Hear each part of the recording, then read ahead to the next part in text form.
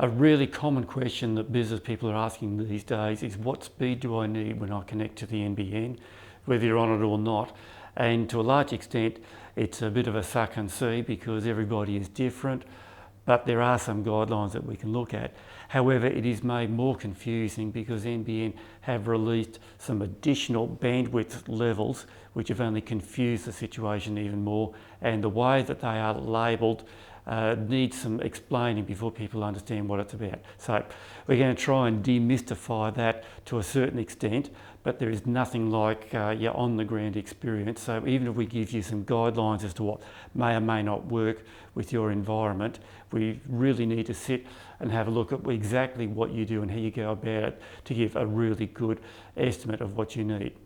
Now, if you go onto the NBN site, they do have a business finder that you can log into and have a look at on there, and that's probably not a bad estimate. If you fill in all of the details, they will give you an idea then of the sorts of things that you'll need to look at. They probably overestimate a little bit, but that's better to be overestimated than underestimated on what you require. Now, some of the things that they ask you to fill in are whether or not you have more than one site.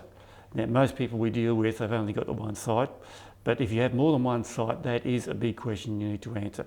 Next thing would be the number of staff, and they group it there 1 to 5, 6 to 10, 11 to 20, or more than 20. We're dealing with small businesses, in this particular section. And again, most businesses in Australia are 5 or less. I think it's about 80% are in that range, so that's where most people will sit. So that's fairly straightforward up to that point. Now we start asking questions that really make a difference on the load. And the first one of these is, how many phone lines do you have coming into your office? If you have more than 3, then we need to move up to the higher band levels. But if you have 3 phone lines or less coming in, then that's reasonable. Then we start getting into the areas that most people go to immediately, and that's how they use the internet. This is a section which gives you guidelines, and they have multiple levels in there depending on what you do. But I'll just go through the first 3. So if you only use it for email, just for checking things out on the internet, and for your accounting software, that sort of thing, that's considered a low bandwidth usage.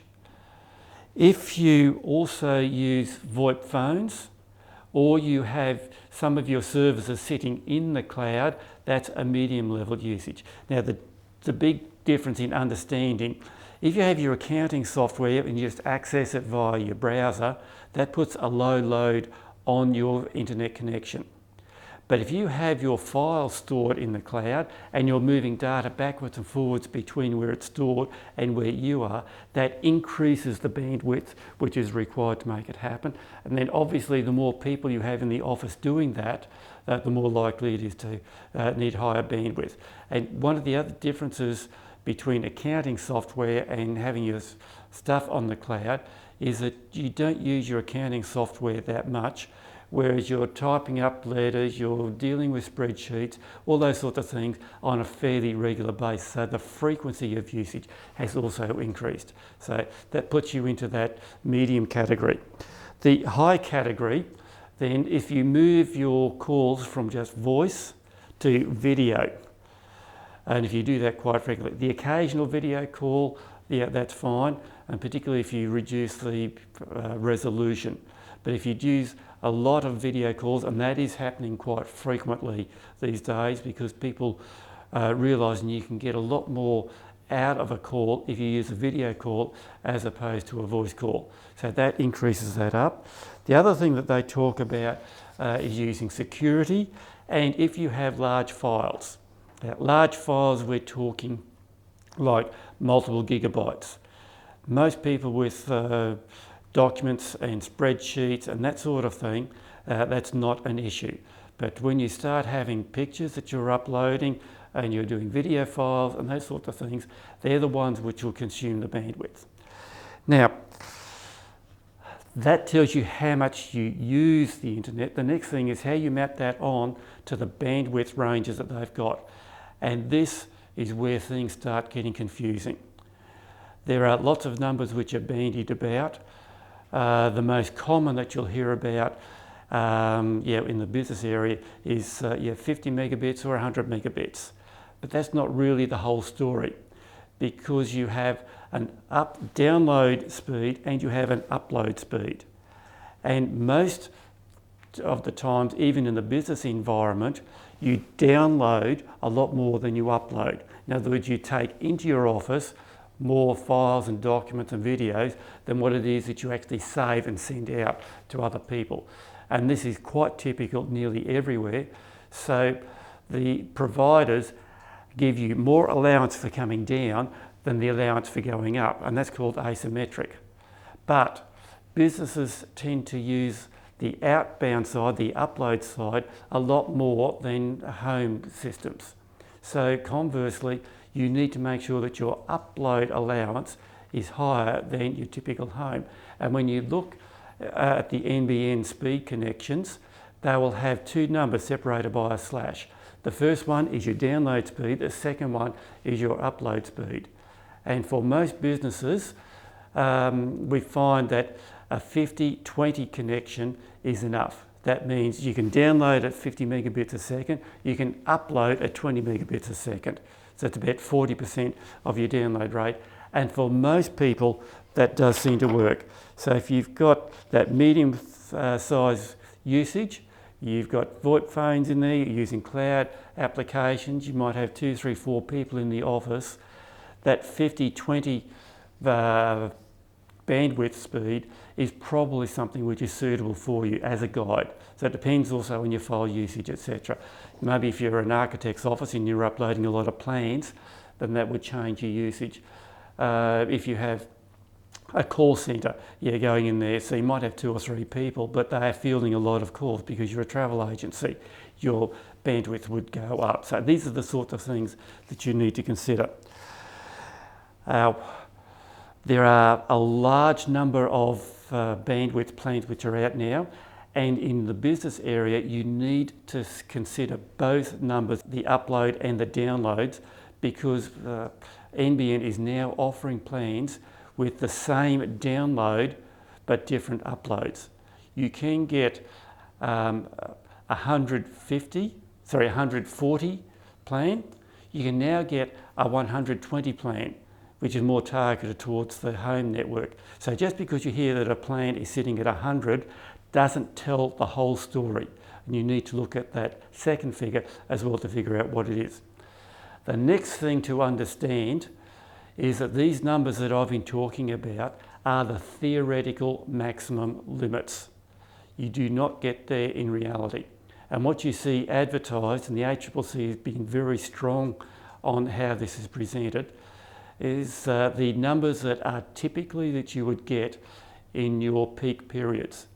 So you will never, 50-20 is usually advertised at around 40 to 45 typical peak speeds, because that is usually where these things end up. So understand that those numbers we're talking about are theoretical maximums. They represent the limits, and you're likely to get close, but you will rarely get up to those particular limits on there. The next thing to take into account, so we've got one row across the top of this table we're building, which is the bandwidth speeds, but then down the side is the delivery technology. And there's about 8 different ways that NBN is delivering the internet into people's homes and businesses. But we will just concentrate on 3 of them. There is fibre to the node, FTTN, fibre to the premises, which I just slipped into, FTTP, and HFC. The vast majority, probably 3/4 or more of the premises in Australia are connected by one of those 3 technologies. Now, FTTP is the best one of the lot as far as speed goes, because that brings fibre right into the premises. There is no copper involved in it.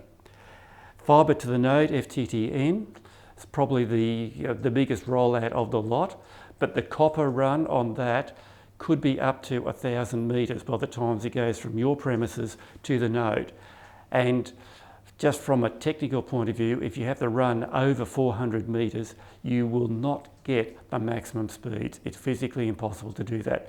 So the speeds you get over FTTN are less than what you would get over FTTP. So everybody's looking for the FTTP connection, but it's hard to get. It's also a moving target, but there's probably around about 10 to 15% of premises in Australia connected to FTTP. Most of them are on FTTN or HFC. Now HFC kind of sits somewhere in the middle between those two. You can get some services that are available on FTTP. Some of them are also available on HFC, but not on FTTN. So you are better with HFC than you are with FTTN, but FTTP is the best one to get you the maximum coverage on there. Having said that, most businesses running with the 50/20 bandwidth speed will be able to get what they need out of FTTN, fibre to the node, as long as they do not have too long a run between them and the node itself.